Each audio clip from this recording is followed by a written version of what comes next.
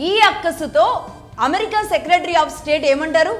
భారత్ మత ఫ్యాసిస్ట్ దేశమట, భారత్లో శాంతి లేదట, వీసాలు రద్దు చేయాలి, అమెరికా రద్దు చేస్తుంది కాబట్టి మిగతా దేశాలు కూడా రద్దు చేసేయండి అని పిలుపునిస్తున్న ఆ దేశానికి, ఆ దేశంలో ఉన్న నాయకులకి ఆ దేశం చేసిన దుర్మార్గాలు చెప్పి కళ్ళు తెరిపించాలి.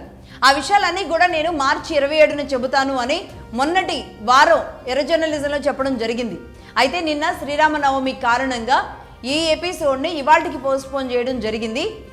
మొత్తంగా ఈ ఎపిసోడ్లో అమెరికా సంస్థలు చేసిన దుర్మార్గాల డేటా, ఆ రికార్డ్స్ అండ్ రిపోర్ట్స్ అన్నింటినీ కూడా ఈ ఎర్ర జర్నలిజం ఎక్స్క్లూజివ్గా పార్ట్ 14లో రెడీ చేయడం జరిగింది. క్రిస్టియన్ అనే ఒక మతాన్ని అమెరికా ఎలా పెంచింది, దానికోసం ఎంతమందిని మట్టుపెట్టింది, మతం చాటున జరిగిన మారణ హోమాలు ఎన్నేళ్లుగా అటు అమెరికాలో ఇటు మిగతా దేశాల మీద పడి మతాన్ని విస్తరిస్తూ వస్తోంది, దానికోసం ఏమేమి నడిపిస్తూ వస్తోంది, అవన్నీ కూడా ఇప్పుడు చెప్తాను. అలాగే ఇప్పుడు భారతదేశంలో ఉన్న తెలుగు రాష్ట్రాల్లో ఉన్న క్రిస్టియన్ల ఏజ్ అంటే ఆ మతం వయసు గురించి కూడా చెప్తాను. ఒక్క భారత్లోనే మతం గురించి మాట్లాడితే సెక్యులర్ వాదులకు అస్సలు నచ్చదు, ఒప్పుకోరు కూడా వాళ్ళు. ఎందుకంటే మతం మాటున జరిగిన అకృత్యాలు బయటకు వస్తాయి కాబట్టి వాళ్ళకి తెలుసు అవన్నీ. బయట దేశాల్లో ఓపెన్గా ఇదే మతం పేరుతో యుద్ధాలు జరుగుతూ ఉన్నాయి అని తెలుసు. ఇదే మతం మరో మతంపై మతం పేరుతో చెప్పి మరీ దాడులు చేస్తాయి. కానీ మన మతం మాత్రం మాట్లాడొద్దు.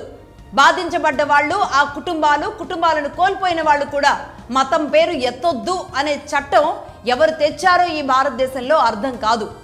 నిజాలు, బాధలు, కష్టాలు మాట్లాడొద్దా? హిందువులు మాట్లాడితేనేమో మత ద్వేషి అంటారు, మైనార్టీలు మాట్లాడితేనేమో అది హక్కు, చట్టం. మన దేశంలోనే ఈ పరిస్థితి నిజానికి. అందుకాదా పక్క దేశం వాడు నీ దేశం గురించి ఈ విధంగా మాట్లాడుతున్నాడు ఈ రోజు అని అడగాలనిపిస్తుంది. చరిత్ర తెలుసో తెలియదో మరి వీళ్ళకి నాకు అర్థం కావట్లేదు.